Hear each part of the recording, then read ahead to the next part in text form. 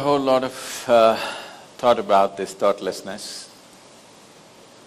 Thoughtlessness, no mind, these kinds of terms have been propagated all over the place, and these terms have been badly misunderstood and made into all kinds of things, and people are striving how to stop my mind.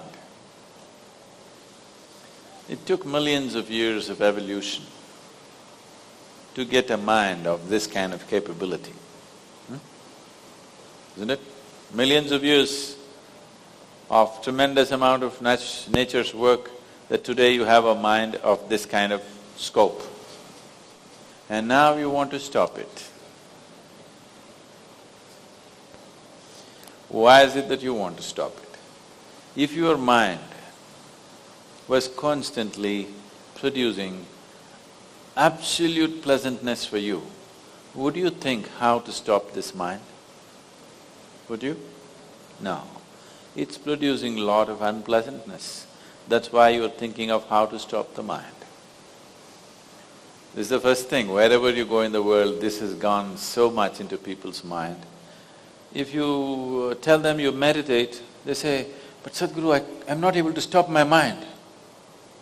I said, that will happen only after you stop your kidneys, liver, heart. You stop all these things, then the mind will also stop. Do you want it to stop? No. Then why do you want the mind to stop? Why do you have such a horrible prejudice against the mind? You don't mind if your heart is beating, you can meditate. You don't mind if your liver is working, you can meditate. Your kidneys are functioning, you can meditate. If your brain functions, you can't meditate, what is the problem? You seem to have something against intelligence, isn't it? This is the conspiracy of the stupid against human intelligence, that to meditate means your brain must be frozen. No. You don't have to freeze your brain. We were looking at this yesterday itself. We will initiate you into Shambhavi. It's a simple process. There are many ways to do it, this is one simple way. But it's a powerful process.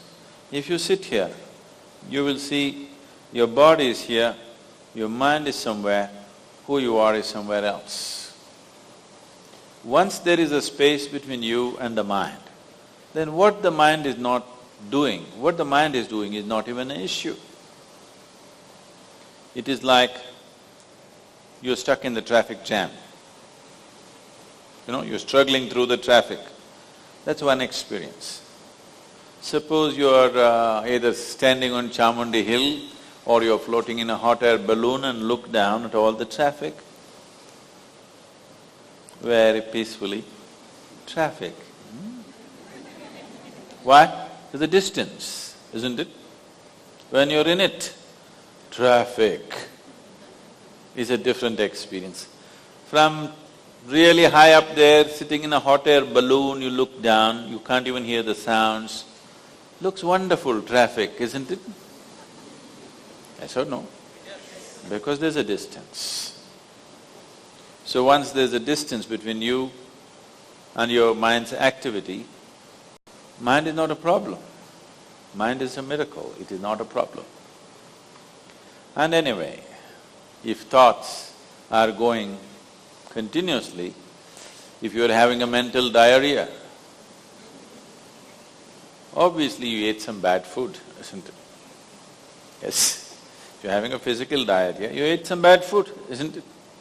If you're having a mental diarrhea, you are obviously consumed something wrong.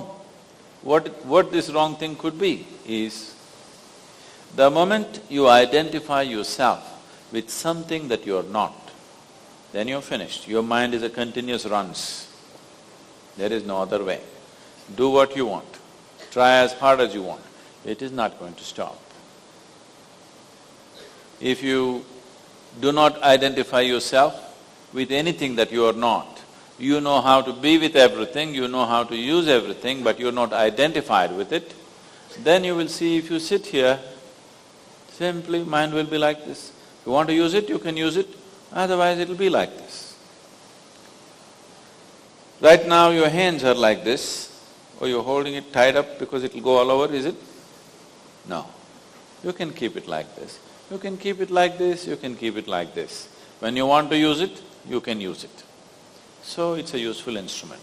Suppose your hands become like this. You know, some people have become like this. Yes or no? If it becomes like this, you will become ridiculous, isn't it? If it happens to your mind, also you're equally ridiculous. It is just that you are living in the comfort that nobody else can see it. But people can see it. They watch you closely enough, they can see it, isn't it? And whether they can see it or not, that's not the point. The point is, the most important faculty of your life is out of control. Doesn't matter whether they can see it or not, that's not the issue.